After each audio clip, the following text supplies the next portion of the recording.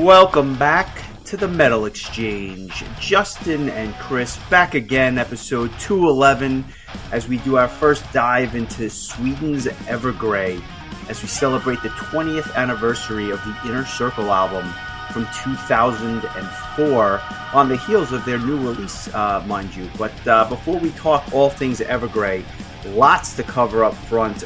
Chris, my friend, how are you? Great. Let's just dive right in because, like you said, there's a lot to talk about. We are obviously on the heels of the Nightwish episode that we did last week, Endless Forms, Most Beautiful. Ironically, their new single, Perfume of the Timeless, came out this week as well. The album is called Yesterwind. It is due out September 20th. On Nuclear Blast. Did you have a chance to listen to the single? I'm sure you did. And what did you think of it? I listened to it a bunch of times, and I really liked it. I don't know that it's like it didn't like blow me away or anything, but I thought it was very good, and it'll be interesting to see kind of where it fits in to the album on a whole, because it doesn't feel like like a Shudder Before the Beautiful, where it's just like this blistering, power metal track. This has more like sections to it. It's got, I heard a lot of people kind of griping about like how long the intro was. And I don't know. I kind of looked at it more like it was a multi-part song. I thought the part in the middle, which was really like the meat and potatoes of the track, was really strong. I had that chorus stuck in my head more than once. So I thought it was a really solid track. And I don't know if it really gives me any sense of what to expect from the rest of the album, but it's definitely a good start as far as I'm concerned. I only listened to it once, but I did that on purpose because I think that it really... Although I enjoy when all these artists release singles piecemeal, I often think it doesn't necessarily represent the album as a whole. So what I try to do is I'll give the single maybe a listen, and in this case I was certainly going to do that, but I try not to listen to it too much because then I think it sets up false expectations for what the album might actually sound like. So I didn't go crazy with it, but there's a lot there. This is, if somebody is looking for Oceanborn Part 2, this is clearly not that. However, I think it was better than just about anything I heard on Human Nature, which again, I make no bones about it. I was not a fan of that release. I enjoyed Endless Forms more than I thought I was when you decided to cover it. And I thought that it had a lot of that in it, in the sense that I thought it was a little more upbeat. It was kind of heavy. I wouldn't call it meandering. I would just say that they kind of slapped together certain parts of or certain ideas and kind of made it into this cohesive 8-minute plus epic. But to your point, the meat and potatoes of it is probably closer to about 5 minutes. It's really not a 8.5-minute banger of a tune, but it was an interesting choice for the first single. I don't have any idea if this is what the album is going to sound like, but there's enough there that I can at least say there's a chance that the album could be very good. There's a chance it may not be. I just don't know, but I thought the single was okay. It was not bad. It just wasn't the best thing I've heard from Nightwish because we know what they're capable of. Right, and you also have to kind of keep in mind, as we mentioned, like in the Nightwish episode, the first single from Dark Passion Play was Ava. The first single from Endless Forms was Elon. So it's sometimes the first single is not a great representation of what the rest of the album is going to sound like. I think Music was the first single from Human Nature, if memory serves, but I will definitely fact check myself on that one. I just remember that being kind of the more, or was it Noise? I think it was Noise, actually. Yeah, that was the first single. And I just remember that being... yeah, that was Noise and Harvest were the two singles they released prior to that. So, and I think Noise was one of the better tracks on the album too. So you never know, like it's interesting, but I'm curious again, like how this fits in. Cause Nightwish albums usually are more about the whole experience and not just one track. But I like this. I thought it was a good step in the right direction, and I agree with you. It felt more endless forms than human nature, if that makes any sense. But I mean, everything was there. Like Flora was doing her thing, and the all those like really epic orchestrations and classical style parts were there. And then it kind of just like slows down a little bit at the end. I want to say that was Troy's vocals towards the end there. And again, it's like you kind of miss Marco again, but I mean, for what it is, I enjoyed this quite a bit. So the more I listen to it, the more I like it. So I'm really excited. This album comes out, I believe, September 20th. So I'm excited to see just what they come up with after they received, a lot of mixed reviews for the last album. So it's exciting, but it's a meaty song. It's over 8 minutes long. So I urge everybody to check it out and hit us up with your thoughts on it. But yeah, that's I liked it. Speaking of controversial, I saw a concert this week, and it was unlike anything I have ever experienced in the 1,000+ shows that I've probably seen in my lifetime. I mean, well over 500, if not 1,000. But I've been blessed to see a lot of bands live, but this was an experience unlike any other.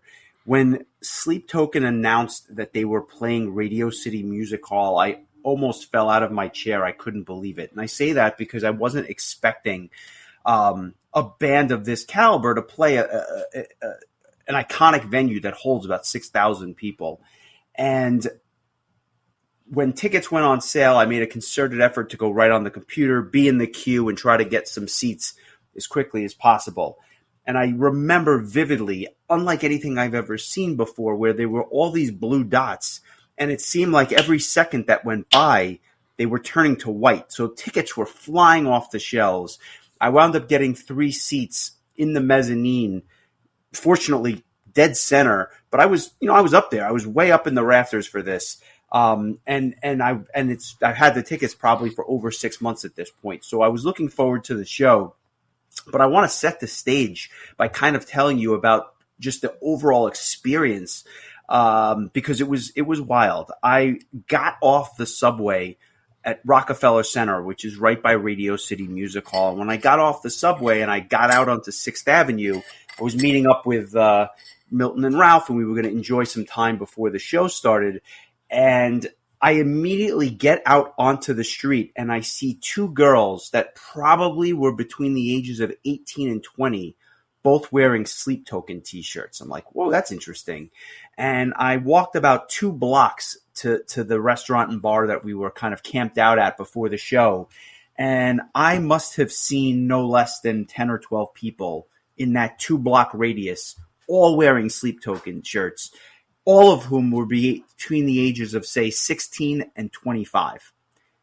3/4 of them were girls. And I said to myself, this is just strange to me, because even though I got into Sleep Token before their 2 albums ago, like kind of when that album took shape, I had no idea just how much this band was on the precipice of blowing up. And I don't think it's much of a debate to say they are very polarizing. I know how you feel.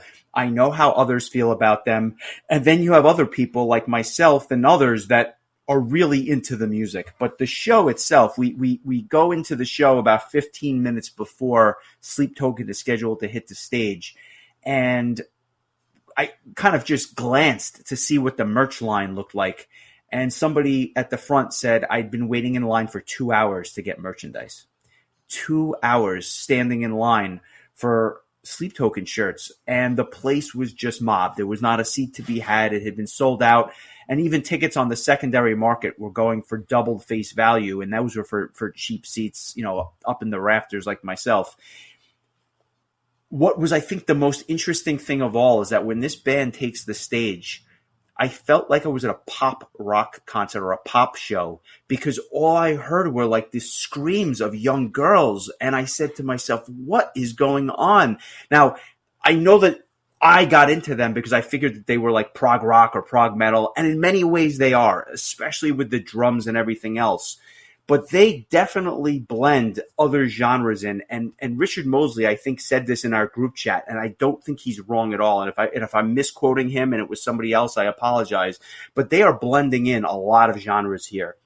There is definitely elements of rap. There's definitely elements of R&B. There's definitely elements of straight up pop rock. There's even elements of techno kind of baked into some of this stuff. And for me, it works, although I acknowledge what I kind of thought from the first of all, the show was really, really good. They sounded great. The light show was fantastic. It wasn't over the top, but what they did was just so impressive. And Justin Westmoreland, he had even told me, he's like, you are in for a real treat because they just sound so good. And so I had high expectations going in, and they were met. But what I kind of took away from the whole experience is that you have artists like Taylor Swift that were in the country vein, and then they kind of moved towards center and went full on kind of pop rock in many ways. Sleep Token is doing the same thing. They had a little bit of a progressive rock or a progressive metal thing going on, but they're moving towards center and becoming just a pop band, kind of an anti-culture pop band, meaning like you have all, if you don't want to go on the Taylor Swift bandwagon, so you're looking for something poppy but a little offbeat, they're going to Sleep Token. And I am telling you, it is not far from these guys playing an arena in this area. I mean, this show sold out so fast. They're going to play either Madison Square Garden or the Barclays Center. And whether it's a headline show or somebody, if they go out on tour, we were kind of thinking about bands they could go out on tour with. And they actually check off a lot of boxes. They could go out with Imagine Dragons. They could go out with Tool. They could go out with Muse. I mean, they are just they kind of check off all these different boxes because they're so quirky. It was a really interesting experience. And to say I felt like an old man when I left the show would not be an overstatement. It was bizarre in certain ways, but it was a really interesting experience and a show I will never forget. Very nice. I'm glad you enjoyed it. I still am not really in the camp of somebody who enjoys them, although I don't think that they're bad by any stretch. I just think it's like kind of just okay. Or as I describe every song from Saint Anger, it's fine. But I do foresee that we'll be doing one of their albums, and maybe if I sit down with it and really dig into it, maybe I'll feel differently, which oddly enough kind of is how I felt about the Evergrey album that we're going to talk about today. That's one of those things where if I listened to it once or twice, I would have had very different things to say about it. But man, I have to say, since the last time we sat down and talked, a lot of singles have dropped. And I'm only going to mention a handful of them, but I did want to talk about Charlotte Wessel's first single from the Obsession album. The song's called The Exorcism. This is kind of like, I think, Charlotte's return to more of a metal sound. Her first two solo albums had more of like an indie rock kind of feel, and this is like, I believe, pretty much almost the entire band are ex-Delane band members, Timo and Otto in particular. And I don't know if you had a chance to listen to the song, but I thought it was very good. It had some death vocals to it, really like kind of heavy and dark parts to it. I was thinking when I listened to it, it's interesting because the split of Delane might have worked out best because I think Charlotte is a more dynamic singer than Diana, and I enjoy her voice more. But I think Delane as a band is kind of better off from a songwriting standpoint the way they are now based on the last album. So I think it actually is going to be a blessing that we're splitting into two different directions. And I'll actually have another thing I'll mention a bit later is similar in that vein, but I like this single a lot. I'm excited to hear the rest of the album. Yeah, so as I said, I haven't heard the single, but by all accounts, this is a return to form in many ways, I think, for Charlotte. The indie rock thing is interesting, not really my cup of tea, but I can appreciate what she was trying to do. But it sounds like in many ways, this is almost her version of what she wanted Nightwish to be. Yeah, I'm sorry, Delane, you're absolutely right. But that being said, I love the last Elaine album the way it was, so maybe this is, the benefit of having two bands kind of spawn from the ashes of the old Delane. So interesting stuff, to say the least. I'm just happy that they're back. I'm happy that she's singing. So all is well in the world. Yeah, and on that note, a new single came out from a band called Zenaris, and the track is called Eternal Rising. I believe the album is going to be called the same. This is another power metal band from the ashes of Kalidia. We had the other band that spawned from the lead vocalist Alterium.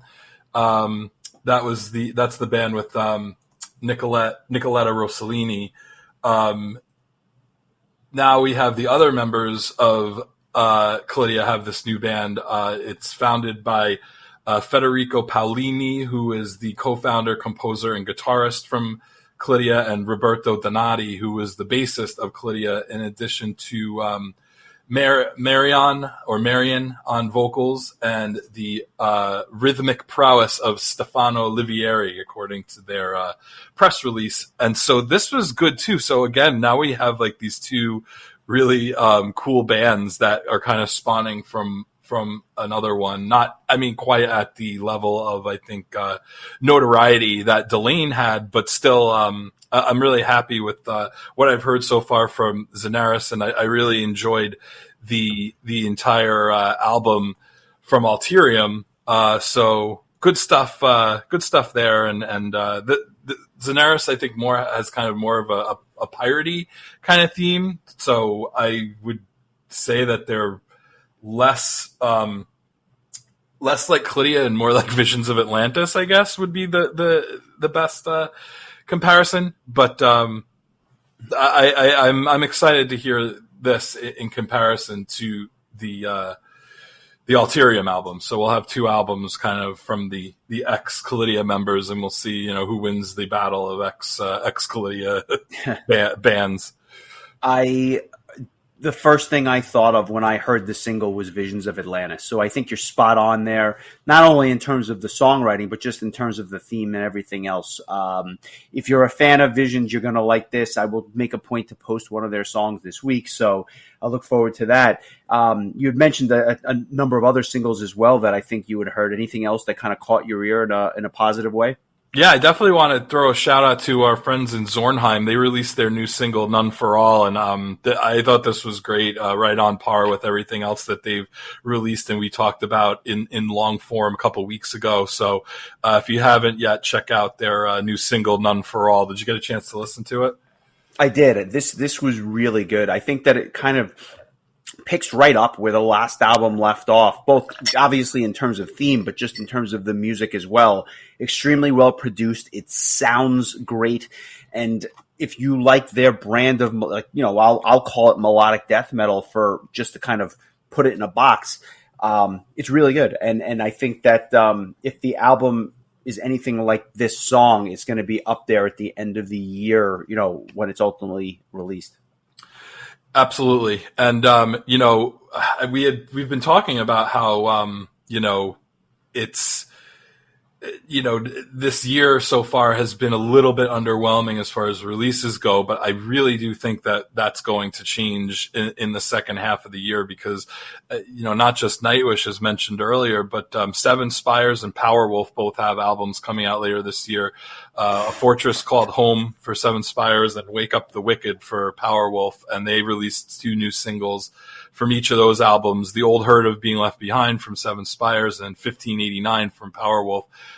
Both songs are excellent. I won't go into too much detail, but I just think that there's a lot to look forward to that's coming out later this year. I also see, Sunburst and New Horizon on that list of stuff coming out, as well as, Nightwish and Xenaris, as I mentioned earlier. And Orden Ogan as well has an album called The Order of Fear coming out later this year. So there's some heavy hitters yet to come. So I think we might have, I don't know, I think that a lot like last year, a lot of my albums at the top of my list by the end of the year were from the first half of the year. I think it's going to be the opposite, at least for me this year. So just some names I wanted to throw out there as stuff that I'm excited about. Yeah, I appreciate what you're saying. I think it's been a lot of good material so far this year, but few albums which really knocked my socks off.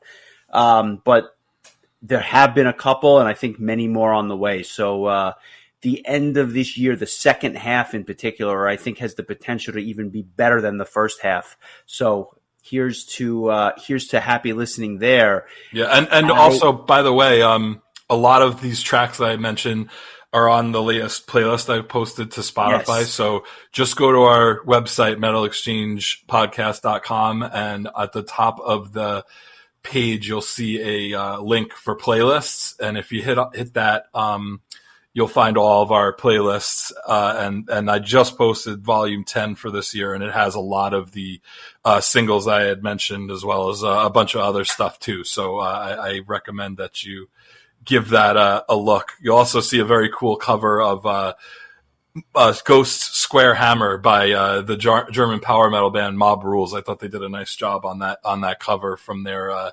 30-year anniversary compilation album Celebration Day. So good stuff there. And if you haven't heard the Nightwish track yet, you'll find that on there as well.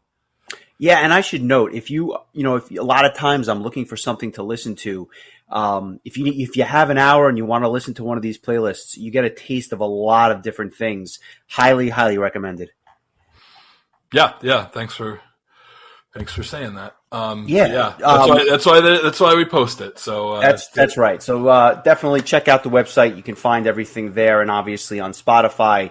But I am very, very excited to talk about some Evergrey this week. We have not talked about this band in long form to this point, and I'm a little bit surprised, and not surprised that you haven't selected them, but I guess a little surprised that I haven't selected them. I know that this is not, or has never traditionally been, your favorite band, but what I wanted to do is I wanted to select one of their albums that is widely regarded as one of their best, if not, definitely up there. But by the same token, I didn't want to pick something which for me was a ground ball, an album which I've just loved for decades.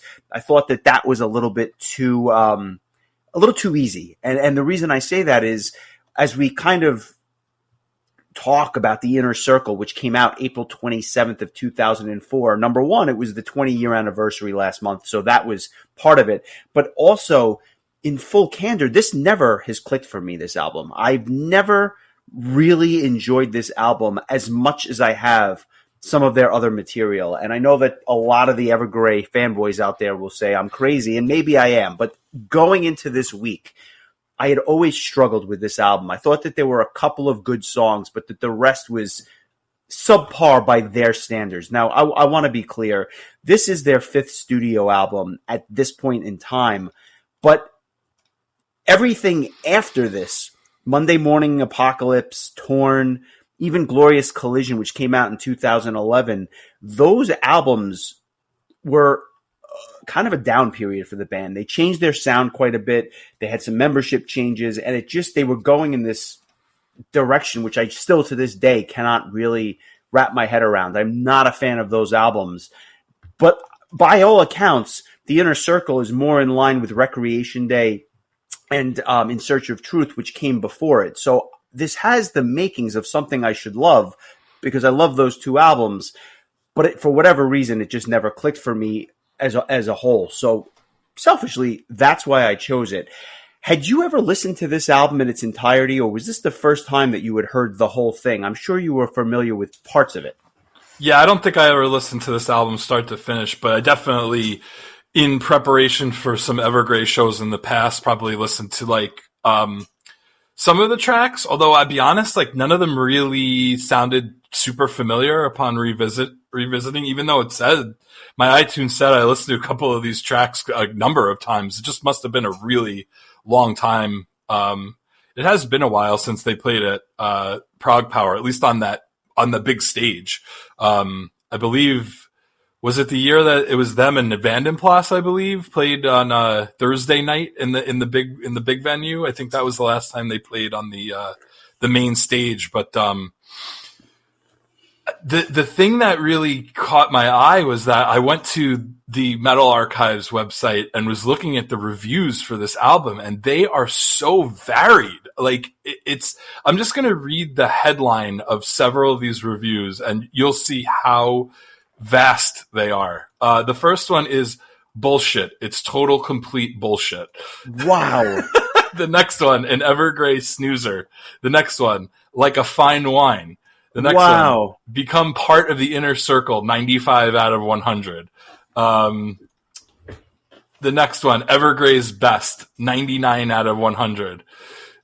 The next one, this album sounds weary. Wow. The next one, take notice, folks. Evergrey are the shit, 89 out of 100. That's the shit in a good way. The next one, which is the lowest one of all, says, lacks any form of balls, which I have to say is definitely not the case. And finally, the last one, another 99%, emotional, gloomy, and full of passion. So, I mean, this is a very, just speaking of Sleep Token, like you said, I was going to say, are we talking about the new Sleep Token album? Yeah. Or are we talking Evergrey here? Yeah, I was actually more surprised at the negative response than I was to the positive response, because I really didn't think that this was a bad album at all. But man, some people had some serious issues with it. That first one, it's just like bullshit. It's total, complete bullshit. It just made me laugh. I am so glad you found those. Like I said, this album had never really clicked for me before. And I'm glad that I forced myself to listen to it like a half dozen times, because I think I finally started to get it.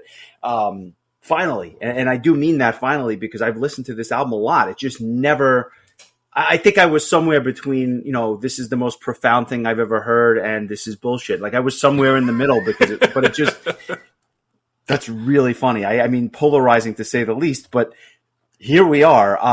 The band was kind of rocking and rolling by this point. In Search of Truth, their third album, their biggest to that point in time, had come out in 2001, Recreation Day in 2003, and then this comes out early in 2004. So they were quickly putting out material, touring, going back into the studio and whatnot. And, I guess for many, this would be arguably the premiere or the classic Evergrey lineup. It's Tom Englund on vocals and guitars, Henrik Donage on guitars, Michael Hankinson on bass, Ricard Zander on keyboards, and Jonas Ekdahl on drums, who I mentioned, I believe last week, recently left Evergrey after being back with them for a lengthy second stint of nearly 10 years. This album was during his first foray with the band. But yeah, it's the classic lineup by many people's accounts. And this album, when it came out, I just remember like the people that loved it really did in fact love it. And that's what always resonated with me. I wasn't aware of all the negativity surrounding it. And so suffice to say, I thought I was crazy, but sometimes things just don't click. And as we have always said on the podcast, we're going to always try to keep our opinions as fair and impartial and neutral as possible and just give our opinions. So it never clicked for me, but I definitely can see why some people love it after finally some of these songs after decades clicked for me more than they have in the past. Yeah, that's always a good thing. It's always nice when that happens, especially since I would consider that you're a bigger Evergrey fan than I am. So like when you go back to this album that maybe didn't do much for you at the time, it's always like kind of a pleasant surprise when it does more for you when you revisit. And for me, this was like a first time listen. So, but my opinion of Evergrey has always been that of, it started out as really just kind of malaise and disinterest, and has kind of slowly graduated into a more level of enjoyment and at least respect, if nothing else. But that's really more in terms of the newer stuff that I think the word that always comes to mind is dynamic. I feel like they have a much more dynamic sound, a little less emo metal, like a little less dreary, like and when you take into consideration the subject matter of this album, it makes sense why it would be kind of moody and dreary. But I have to say, I enjoyed this more than I thought I was going to, especially upon the first couple of listens. I just kind of thought that it all kind of bled together and was like, again, like it was good. Like I didn't think any of it was bad, but I didn't find anything to be really like popping out at me. And the more I listened to it, the more I ended up enjoying it more than I thought I would. It's still not my favorite, they're not my favorite band in the world. And I definitely enjoy their newer style more than this era. But, I definitely can see the appeal here. And the more I listened to it, the more I was looking forward to talking to you about it and seeing kind of where your head was at. And I actually managed to find a really good website called theprogmind.com that did a really nice job kind of summarizing the story that is being told here. So I'll kind of pump in little excerpts from that as we go along to kind of add a little bit more of like what's happening from a story standpoint, which me, I always get a kick out of that kind of stuff. And I think once I learned about that kind of made the album more interesting to me, knowing that there was a narrative involved. When I was listening to the album the first one or two times, I remember thinking to myself, I think Chris would have preferred that I picked a black metal album, because the problem with this is that it's a metal album. It's quasi-prog in certain ways, but it's just so dark and dreary that it goes against some of the elements of metal that you love, especially with your power metal. More upbeat, catchy choruses, happy. I mean, like this, none of these things are really on this album, and so just general positivity. Yeah, I was going to say, like, just something there, and as a result, I thought you might just despise this album, but I also think that there's enough. It's dynamic enough that when you really get into it, certain tracks do separate themselves from some of the others, both in terms of the flow, but also in terms of just the overall feel, I guess. And suffice to say, the concept here, it's an interesting one. It really is about the themes of religion, cults, and child abuse, none of which would obviously lend itself to happy power metal. So I can appreciate why it sounds as dark and drab and dreary as it does. But what I think for the first time resonated with me was that some of these really dark, especially the spoken word parts that we'll get to towards the end of the album, they are extremely moving. And I think that for better or for worse, it does conjure up a lot of emotion. And it's something that I guess I had glossed over the first 10 times or 20 times that I've listened to this album over the years. That makes sense. I mean, in all honesty, I completely understand why that would be the case. So I think with that, we should probably just get right into it. This album kicks off with a touch of blessing. It's a nearly 6-minute tune that I never really understood why this was always held up as in the highest regard by Evergrey fans. This particular song on this album was always a song they played live.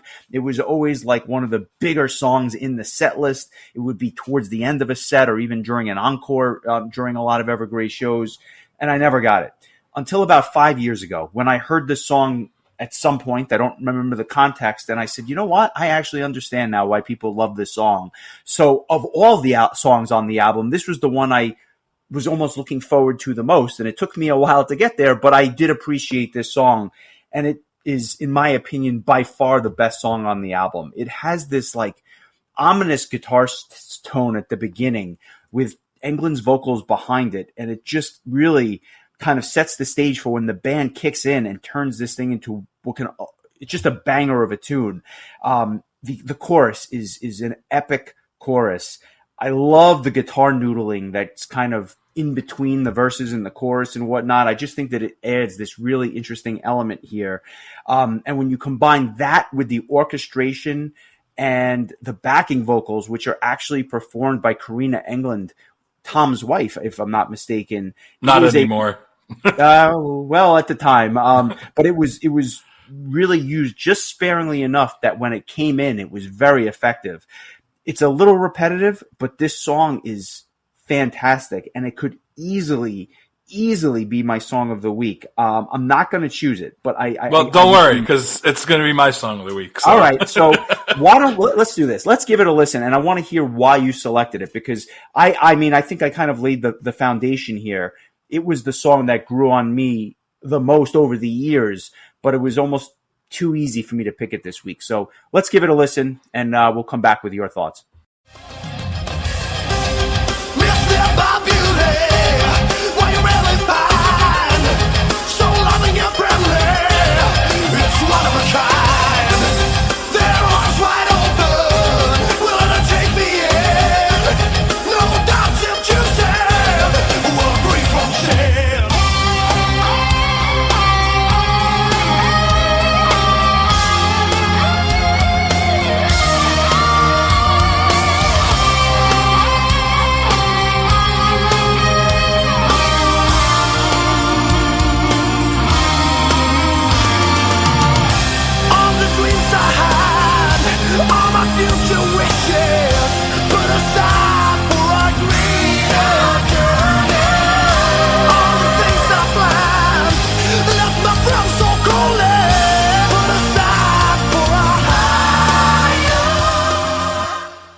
So you went with A Touch of Blessing, and I'd love to know why and what made it stand out in comparison to the rest of the songs that would come after it.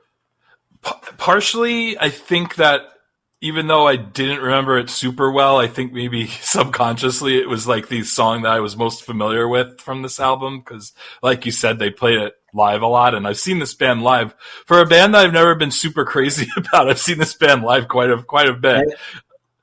And there's bands I absolutely love that I've never seen, so go figure. But it really has like everything that I like about Evergrey kind of rolled into one. And I don't know that I'm going to do a better job expressing that than you did prior to the clip, but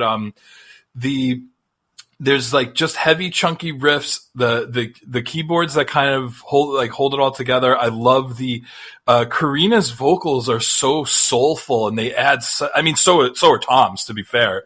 But Karina adds this different kind of element to it. It's got pretty much everything, like catchy riffs. The chorus is catchy, like everything about it. It's a very memorable song. And I'm not saying that like I thought this song blew away the rest of the album. I thought this was just the one that kind of stuck out a little bit more to me than the rest. But yeah, good. This is a good track. I was kind of like crossing my fingers while you were talking, hoping that you weren't going to choose it, because then I would have had to scramble to figure out something else, or I might have just both chosen it. We could have. Yeah, that's true. But at least now we'll have two different tracks, and I'm really curious to see what you did choose. So this is a great way to open things up, and I guess I'll mention too, just thematically, the storyline that kind of is going on here. It's and again, I'm quoting this from theprogmind.com. This first track follows a desperately empty person. He feels lost in his own life, retreading familiar ground over and over until his life becomes a meaningless cage. He is searching, ever searching, for that one epiphany of hope that will somehow shine a light in the darkness that encumbers him. And that's in this state that he stumbles upon a cult. I mean, that's deep stuff, and it actually makes sense now when I think back to the lyrics and to kind of the feel of the song. So it's actually very well done. Talk to me about Ambassador, the second track. I've had some strong thoughts about this one, but I want to give you the floor. Was this one of the tracks that you knew? Had you ever heard this before, or was this your first time hearing it? It didn't sound super familiar to me, but I just noticed that like right away it had kind of like just that kind of heavy sound that reminded me of like that some of that late 90s prog metal that we got into when we were first getting into metal. It had more of an old school flavor that I feel like you don't really hear as much from Evergrey nowadays. And I think it was just a bit more like crunchier and thrashier than the previous track. I just had like a little bit more like that review that said the album lacks balls of any kind. This song I think clearly shows that is not really the case. I think it's a really kind of heavy tune, and it has like that very kind of creepy kind of vibe to it, which I think, based on the storyline, it really fits what's happening. So yeah, it's that those keyboards are really haunting. It's kind of a creepy but heavy tune. I like this one. For going into this week, I remembered that this track was on the album, and I've always hated it. And I mean, like, hated this tune. And I can't really even tell you why. But I just never liked this tune. I'm not going to say I thought it was average. I just truly disliked the tune. And it was weird because I acknowledged that it had all the makings of something that I would like, namely some heavy riffs, some really dark, as you mentioned, but really awesome keyboard patches. I think the reason was that the verses are somewhat reminiscent of albums that would come out after this, which I don't care for. But in retrospect, after having this crammed down my throat for the better part of a week, there's actually quite a bit that I actually did enjoy. I like how the chorus just slows down just a touch. It's not my favorite chorus, but I think it stands in stark contrast to the verses themselves. And I think that there's some really cool parts during the instrumental section that was worth noting. And overall, I just think that the imagery is, for lack of a better word, passionate. I will never say that this is my favorite Evergrey song, but I have a lot more respect for it than I did for the last 20 years because I've always put this towards one of my least favorite songs in their discography. And now, you know what?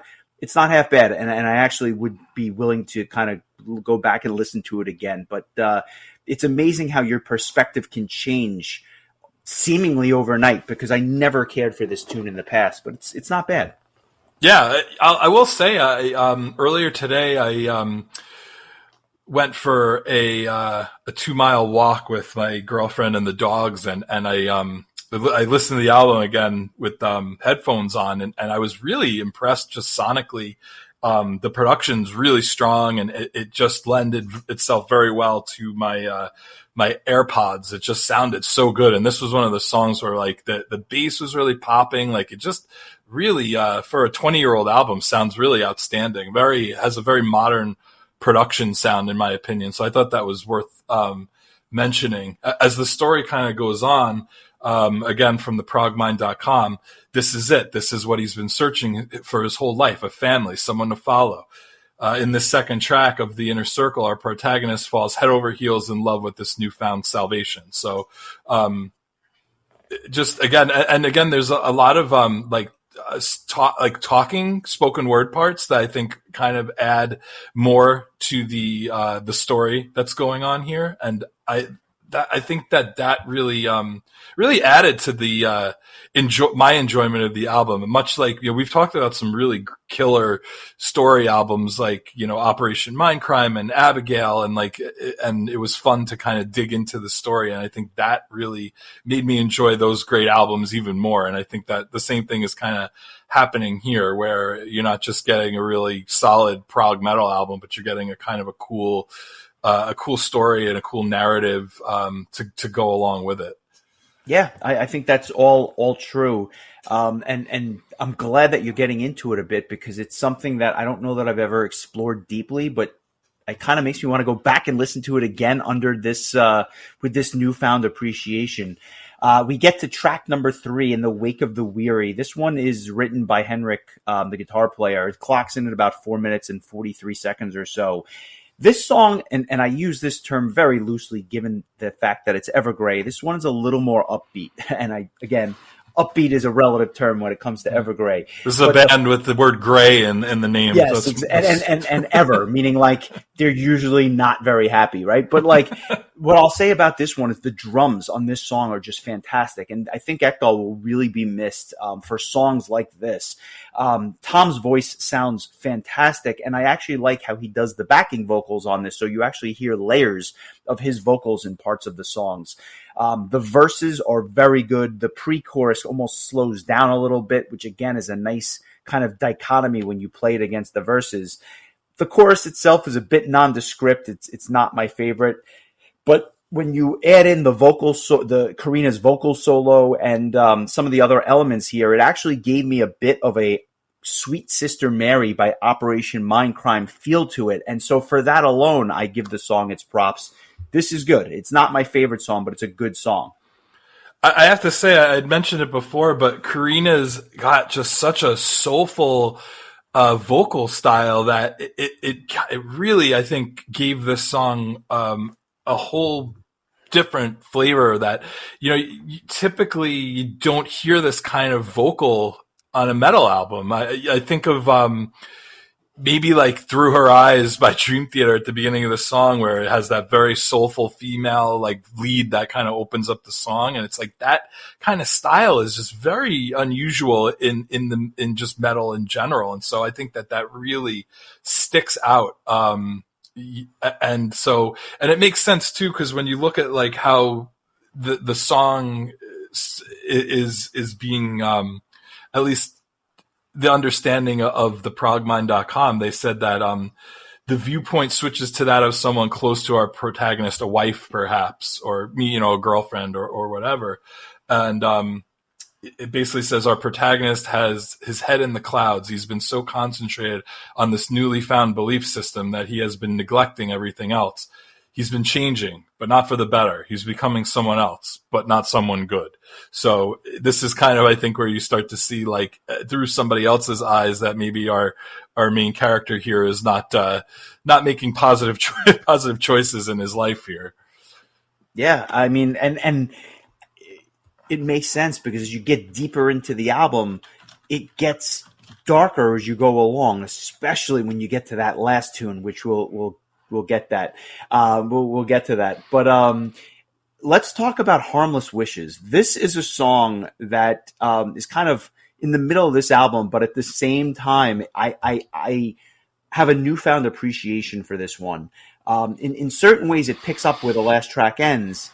And if you're not paying attention, you almost miss it. But here, the verses are very chill. It almost has it lulls you into this false sense of security, almost like a ballad. And then the guitars kick in, and it's one of the best choruses on the album. The orchestration, not only on this track, but just throughout, is fantastic. And I love the bridge, which is just a beautiful piano with Englund's vocals on top. I find this to be one of the most attractive songs on the album. It almost is a little polished more than some of the others. It almost has like a radio feel to it, like they were trying to get on the radio with this, which obviously was not, I don't think that ever came to fruition. But at the end of the day, this has a little bit more polish on it. But I love it. It was a harmless wish on their part. Yeah, you go. Well played. And lastly, a great live tune. And as a result of all these things, I made it my song of the week. I'm gonna go with Harmless Wishes. So let's give it a listen, and then we'll come back with some of your thoughts. Her innocence is shining, it's all flesh and no blood. His words are so convincing, delightful, so beautiful. Can't stop what he's been told. She's 3 years old. No more dawning days, only whispers of dark and ways. Forever falling tears. No more screams in vain, no more dreams but the shame. It's only me, forever falling,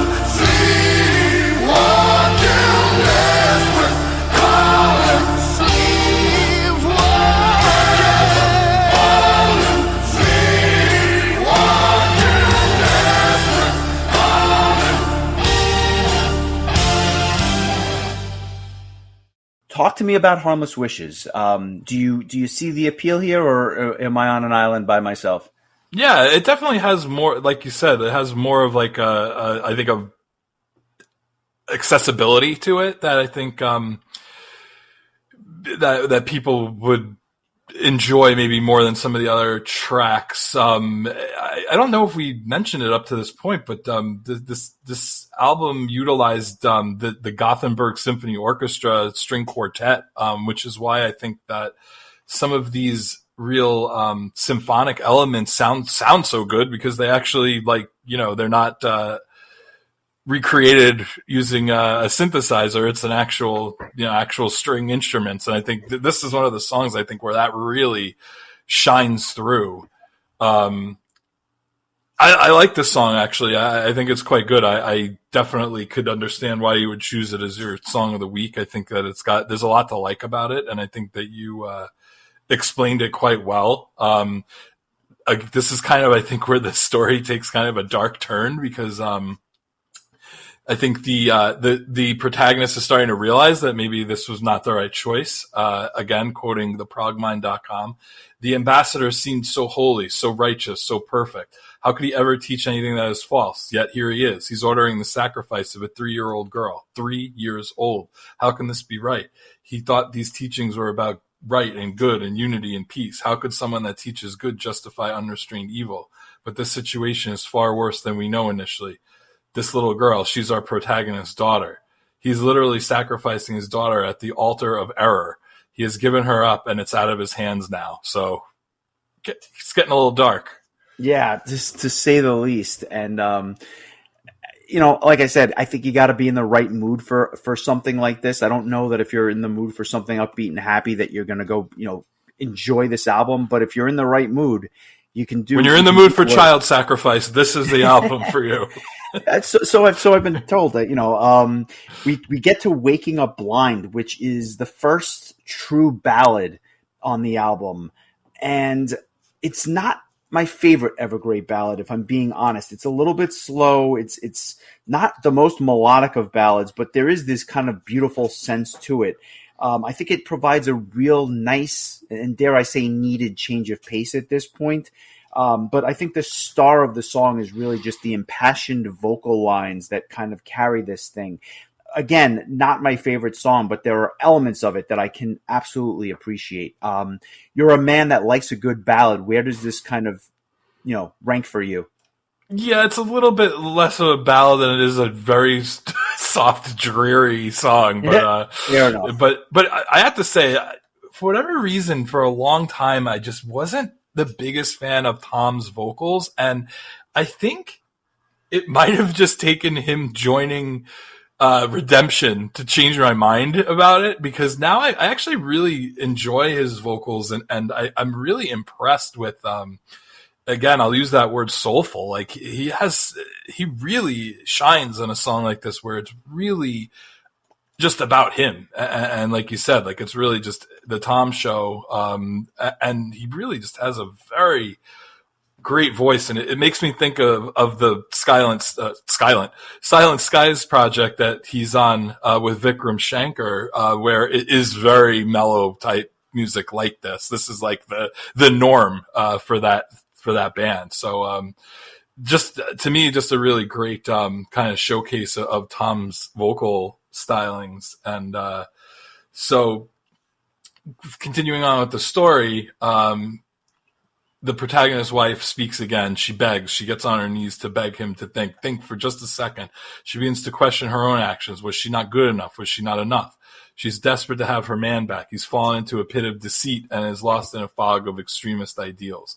He really is lost, living life in a haze. One day he simply woke up blind to the truth, blind to the evil right before his eyes. How could he allow the abuse of these little ones? How could he allow even this holy ambassador to do such a thing?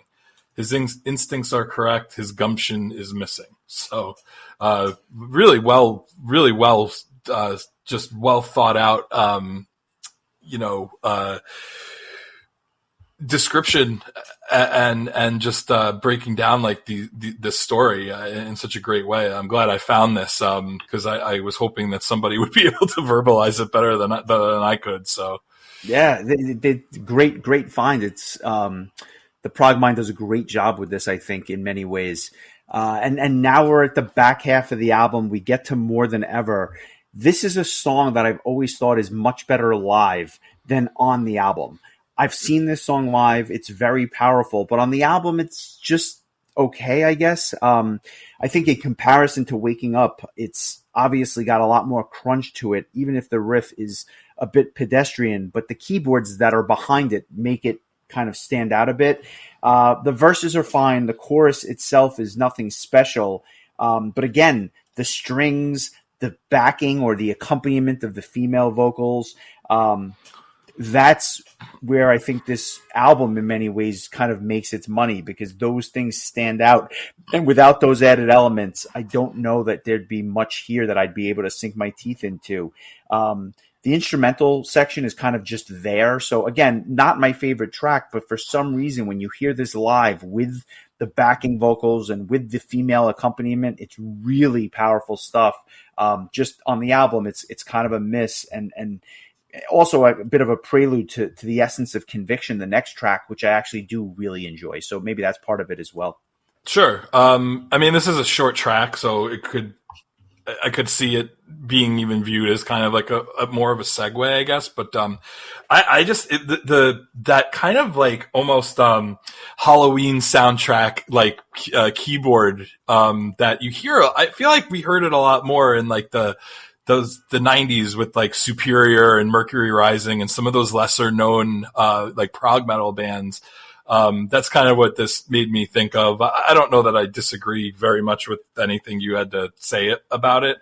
It feels just like a solid tune. I don't think there's anything about it, like you said, that really jumps off the page. I think in the story, this is kind of where the protagonist is starting to kind of wake up a little bit and realize that what is happening is not good.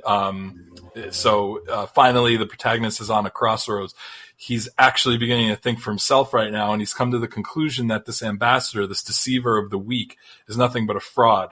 Light cannot begat darkness. Good cannot utilize evil for its purpose. He decides that good cannot destroy innocence.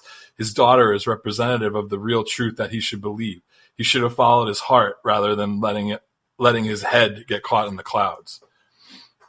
Yeah, I mean, that's what can you say? It's it is dark and it is powerful stuff, and you almost wonder where they came up with the concepts, right? Like this was not a fly by night thing, but it was, the album itself came out so quickly after Recreation Day that they must have been sitting on some of these themes for a while, I would imagine. Yeah, that makes sense. I mean, it's a really heavy story, so I imagine, yeah, like you don't just wake up in the morning and think of something like this, I guess. So yeah, makes sense. So brings us to the Essence of Conviction, which I mentioned earlier. This song is great. It was also really kind of up there for my song of the week. The cadence on this is fantastic between the riffs and the keys. And for the first time, I think the bass lines in many ways jump out on this one. And I like how it's kind of a keyboard driven melody through a lot of this, which is, before obviously the very powerful vocals come in. Great verses, an amazing chorus, and the preachy, like spoken word sections are downright frightening, but in a good way, right? Like it really kind of lets the hair on your arm kind of stick up for a second.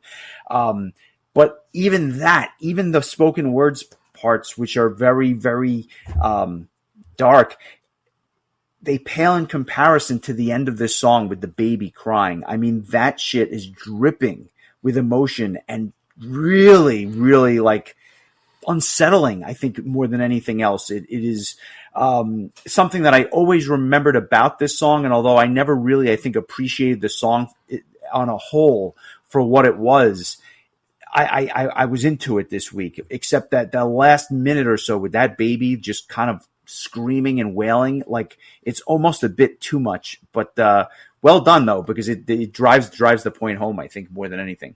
Yeah, this is an incredibly emotional song. It's not really a ballad. It's a really heavy tune, but it's emotional. And like you said, the screaming baby. It's just that'll get you every time. Continuing on with the story, the protagonist is wrestling in his heart. He's seen through the charade, but he will forever be haunted by the fact that he gave up his little girl for a monster's wishes. How could he have been so deceived? There's nothing he could do for her. The situation is out of hand. The little girl searches for the big, strong man that has held her close so many times, but he's not protecting her now. He's the one hurting her. Tears of eternal guilt stream down his face now. There's nothing he can do to get her back. Her screams will be forever ingrained into his consciousness. So that makes it, I think, even more like just horrible, like just an awful like situation. And really, I think, I think provides something that that is really tangible for the listener to like really be like, holy shit. Like, can you imagine like going through a situation like this? It's probably unimaginable for most people. Like, just a really very deep and dark story, that, I was really kind of surprised when I dug into it. Like, but not quite to the level of Abigail, but not terribly far off. Did you find this particular track hard to listen to at all? Because for many years I did, until I guess it finally just hit me. No, I think the screaming at the end is a little hard, because especially once you realize like what the story is, it's even like kind of harder to swallow. But in general, I think like I agree. Like, it has with with like the clips and everything, the spoken word clips, it almost has kind of like a horror movie kind of feel to it. But it's done really well. I thought the song in general, I just think was incredibly emotional. I think really is perfect for what is going on in the story. Like, I think it all just kind of comes together really well here. Well said. Well said. We get to Where All Good Sleep, track number 8. This song is kind of slow and deliberate, very heavy, and it almost has a doom metal vibe just in terms of like the presentation here. I enjoy the verses, but it's really because of the bass leads and the vocals with the subtle keys behind it. It's not even so much the guitars here. The chorus is good. I don't think it's the best on the album by any means, but I can see why people would like it. This song, I think, has a real like classic Evergrey sound. And when I say classic, I mean like the first 2 albums. That's what this song reminds me of. And when I listen to the strings during the instrumental section, I can't help but think of Scarred by Dream Theater. And I gotta be honest, that's not a bad thing. But just the way that those strings are used, I am brought back to one of my favorite Dream Theater songs. So for that alone, I'm going to give this one a check mark. Nice. Yeah. I'm with you 100% on everything you just said. Really solid tune. And it's funny because I thought of Dream Theater as well. I didn't have a specific song in mind, but now that you mentioned Scar, that kind of really hit the nail on the head. The song itself, I think, is it's at a point where the protagonist is kind of like, I think, detaching himself from everything that's happening. It is a monologue of desperation. The protagonist is in the pits of hell because of his actions and his faulty beliefs. He can barely describe what he's feeling. He's disappointed that good doesn't take a stand. It seems like good is sleeping and evil has taken over, even in those institutions that were supposed to be light. He feels responsible and utterly sorrowful for what he's done, and he can't seem to find light or peace anywhere, so he hides. He hides from what he's done. He denies it ever happened. Pining about good, he runs and hides from his own depravity. Yeah, I mean, I'm not going to add anything to that. That is, again, the Prog Mind with their kind of recitation of each of these songs. The penultimate track is Faith Restored, another Tom Englund ballad. I think it's probably the better of the two, if I'm being honest. I like this one a lot. The acoustic guitars and the vocals are really good, and it reminds me of just how good this band is when it's kind of stripped down to its like most basic inner workings. I love the chorus, especially the vocal melodies. And as the song kind of picks up, they layer in the vocals with different layers of Tom just kind of putting vocal tracks on top of one another. Really good. And then obviously the strings, they kind of build to the string section. This is a good tune And again, my favorite of the two ballads. I agree. Definitely like this one better than the other one. And I think that it's like the first time on the album where you almost feel like there's a light at the end of the tunnel and this extremely kind of dark and dreary story, which I think the music does a really great job of representing it. I think that's why I called it emo metal before. I mean, what's more emo than this story? Yeah, this one, the protagonist is coming to peace with his sins and actions. He's seen the hand of the one that can truly heal him. He understands true spirituality now. So, he's kind of seeing the light, and, you can kind of take this, depending on how you want to take this, as like a more religious kind of feel that he's talking about God or some sort of higher power. But, I think this is kind of where the main character kind of flips the switch finally and realizes that, like, it's time to turn around and atone. And that's really, I guess, in many ways what the last track does, When the Walls Go Down. This is you want to talk about a song dripping with emotion. This one is almost 5 minutes and 45 seconds, and Tom Englund doesn't even sing on it because the vocals here are done by a David Wilkerson speech. He was a televangelist, I think, a Christian televangelist that was famous for giving these like kind of long sermons. And this one are excerpts from A Call to Anguish, which was given, I believe, in 2002, if I'm not mistaken. I could be wrong about that, but I think it was a couple of years before. I could be wrong about the date, so forgive me there. But long story short, again, all the vocals on here are sampled in from one of his speeches, and it is really dark and really spooky. But it's something that I think in many ways has kind of grown on me. I never liked this track, but over time it got really, really good. Very string heavy, very emotional, and it almost reminds me of Finally Free by Dream Theater, just kind of staying in that vibe. Just the way that album ends, so does this. And then about 2.5 minutes into the song, all of a sudden the drums kick in, which give this really big, effective conclusion to this epic album. This, I thought, was brilliantly put together by just not having the singing vocals and using these clips. Like you said, it's so powerful and it's so emotional. And with the music, it's just a perfect counterpoint to this sermon.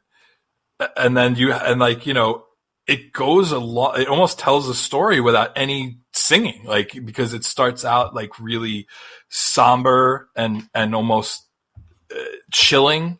And then like the strings come in, and there's almost like this sense of, maybe there's like a redemption arc coming, and then all of a sudden there's like this really tense and fast kind of like drum beat, and it's really just well done how they combine these spoken word elements with what's happening musically. Really, really well done. I'm going to again defer to the Prog Mind. They say the final track on the Inner Circle is one of the most powerful tracks that has ever been crafted. When the Walls Go Down is a monologue or prayer coming from the ambassador / cult leader himself. It is an exercise in self-destruction, self-loathing, epiphany, and confession. He wallows before God in agony over what he has done. I like to think this takes place as he lifts the metaphorical knife over the body of the little girl, so he never goes through with it. That's just me, though. So I'm not sure if they quite knew that like this was actually pulled from a real sermon. I actually pulled up. You can actually pull up the sermon on YouTube, the entire thing. It's like almost an hour long. You can watch the entire thing where it came from, which is really interesting. But just to kind of put a cap on it, his ego melts away. His arrogant claims about God and himself are gone now. The pain in his heart is killing him, leaving him worthless and sorrowful unto death. His whole artificial world has come down around him, and he has been laid bare. His system, his machine has crumbled to nothingness. So that's just like one person's kind of point of view. I feel like that you can probably kind of dissect this differently depending on your point of view.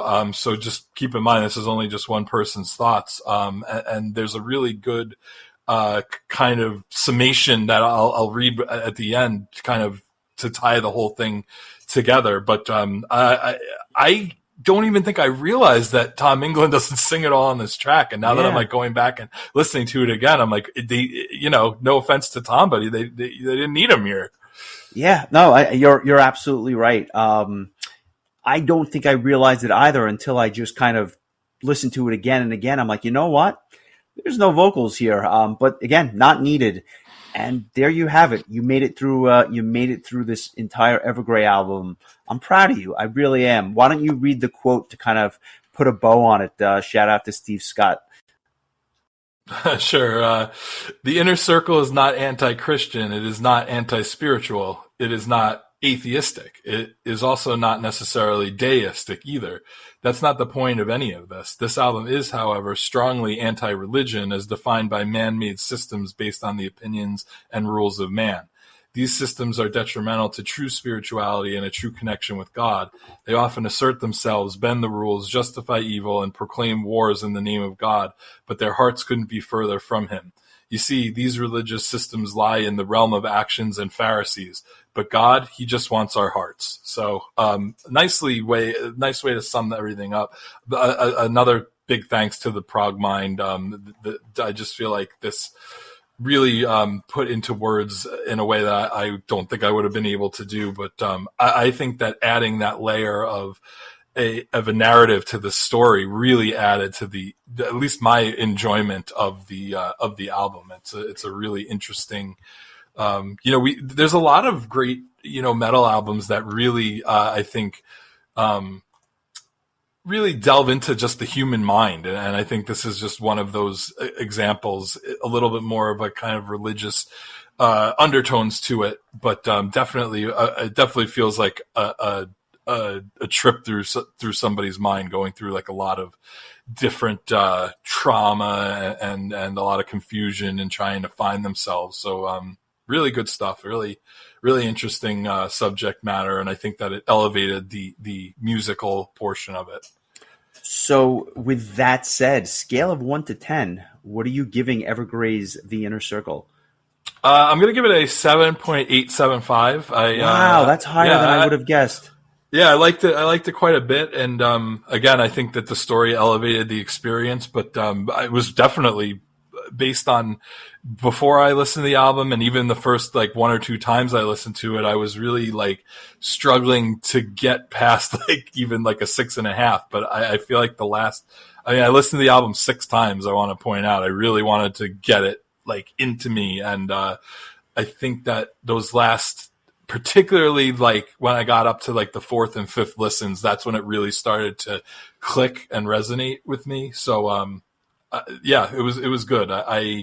I look forward to kind of digging into more of the older Evergrey stuff and maybe giving it the chance that I never really gave it. But we had an interesting conversation in our group chat about how some albums you do a disservice by only listening to them once and then kind of discarding them, because sometimes there's stuff out there that you need to listen to 3 or 4 or 5 times to really get. I mean, there's bands that you listen to. The first time I listened to the last Halloween album, I was in love with it immediately. But prog for me usually it takes a little bit more of an effort, and that's why I think I'd mentioned last week, like Evergrey is kind of, I put them in that party with Pain of Salvation and Devin Townsend, where I didn't have the patience to give that kind of music the time that it needed to really marinate. And I think Evergrey is also, I've been guilty with them for that either. Like it didn't, the type of prog that like I tend to gravitate towards is like, your Vanishing Points and your Van den Plasses, to name 2 bands with the same initials, but just like it has that kind of melodic nature to it that kind of pulls you in right away. And this is, I think, a little bit more technical and complicated in ways. And so, like that's what's great about this podcast, is that I can really sit down and give stuff the time that it deserves. So with that, what about your score? I'm curious. So actually, before you say anything, yes. Let me ask you this way: what was your score for this album before you started listening to it this week, and what was it by the time you were done? I think it would have been like a 5.5 or a 6 going into it. Like, I just didn't like this album. It was much higher than that. Well, considerably higher than that. I don't know if I would say much higher. I'm giving it a 7.25, maybe even a 7.5, but I'll go with a 7.25. It is much better than I ever gave it credit for. And I think with time, it would probably even go higher than that. I don't know that it would ever get to an 8 range, but this album is really good. And there's parts of it that, had I not done the deep dive this week, I don't think it would have ever gotten there. I probably would have never listened to it again. I probably would have listened to the first track, and then I would have just been like, all right, that is by far the best track on the album, and I don't need to listen to the rest. Evergrey has better albums in their discography. There's no doubt in my mind about that. But this is a very good one within the pantheon of some of their better works. Really, really happy that we did it. And to your point, you need sometimes multiple listens. In this case, I needed 20 years worth of listens, but it finally grew on me, and I can appreciate that. And I was definitely wrong. Even about a song like Ambassador, I joked earlier, I never liked the song at all. I can appreciate why some people would now. So that's definite progress. Yeah, and I also wonder if like some people that were able to really resonate with the thematic. I'm not saying that these are people that sacrificed their children, but people that may have had crises of faith or maybe thought about joining a cult or did join a cult or whatever. Like that, there might be something that maybe me and you didn't feel on a personal level was relatable. That might be other people that listen to this and it just hits them in a completely different way, I think. So I can understand why there's some people that might, it just might have more of an effect on them. But I have to say, like, this is definitely a good first step in my reparations to Evergrey's earlier works and my attempt to appreciate them more than I had in the past. I think one of the bigger things was that I was always a little bit overwhelmed with the amount of material they had. By the time I was like ready to kind of dig into it, they probably had, I think it was probably like after Torn came out, which was like their 7th album.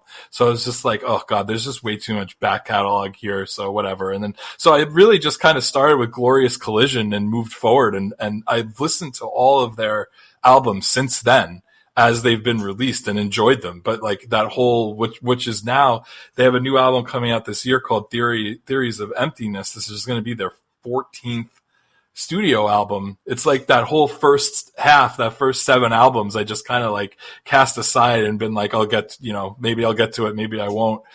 There's certain songs that I really like, thanks to you, like, Recreation Day and Mark of the Triangle, just to name a couple, that I definitely remember and feel strongly about. But I have a feeling we'll be getting back to some of these albums, in particular, In Search of Truth and Recreation Day, which I believe are probably 2 of their most well received albums. But I've been a fan of them since kind of keeping up with their current stuff back about 13 or so years ago with Glorious Collision, and just kind of continued on since then, which makes sense because that was around the time that I was starting to kind of have my metal renaissance.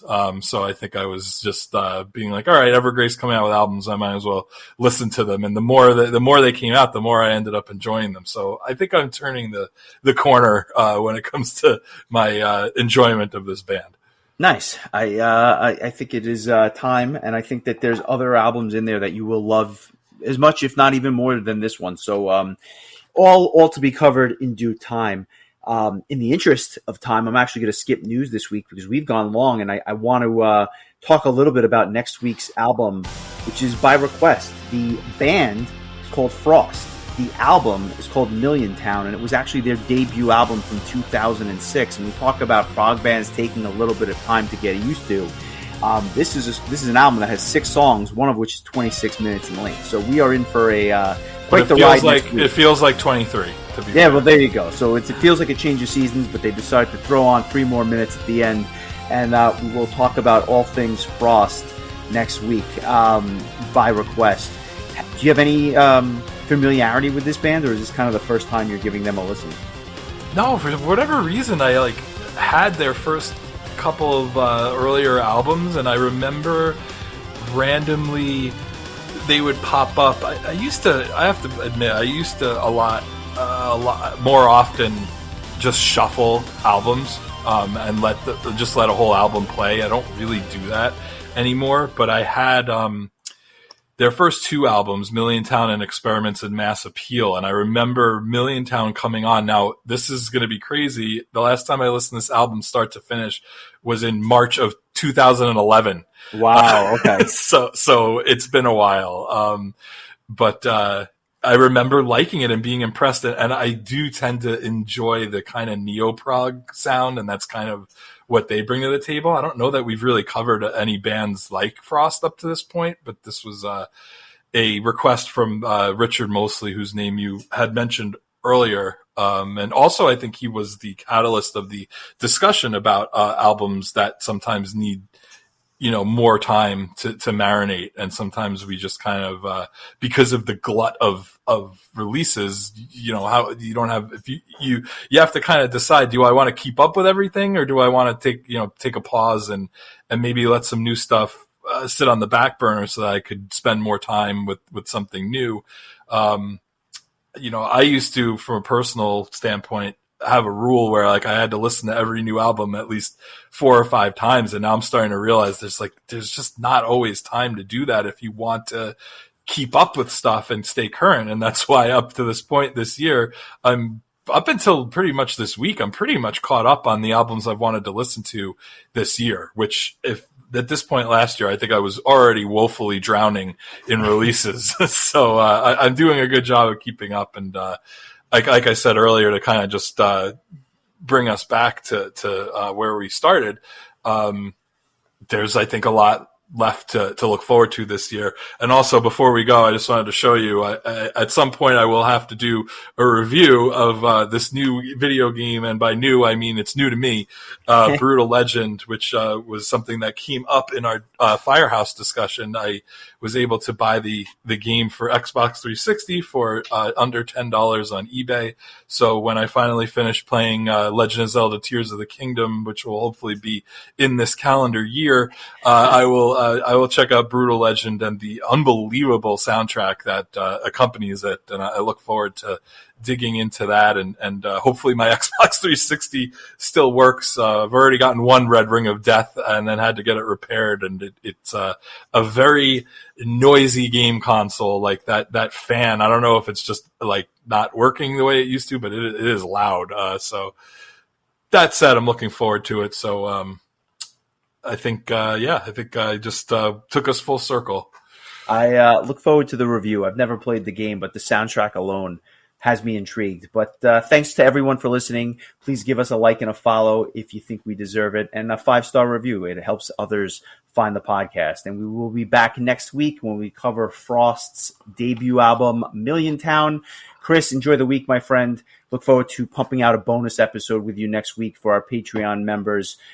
Something a little bit different, but I think something that people will definitely enjoy. So enjoy the week. Do you want to tell them what it is? A little preview. Maybe it'll entice some people to jump on the. Go for it. What are we doing? Patreon? What are we doing for the Patreon folks next week? Speaking of which, I just wanted to say welcome to the party. Caleb Land has joined our Patreon as of the other day. So oddly enough, his first request happened to be an album that was sent to us by our friend Patrick Celsus, who is also a member of the Patreon. So everything goes full circle once again. But we're gonna talk about some of our favorite video game music and video game soundtracks. And I don't know, we haven't talked about this in too much detail, but I will definitely be bringing up some of the really good metal transitions or just renditions of some of these iconic video game tracks from some of these really excellent,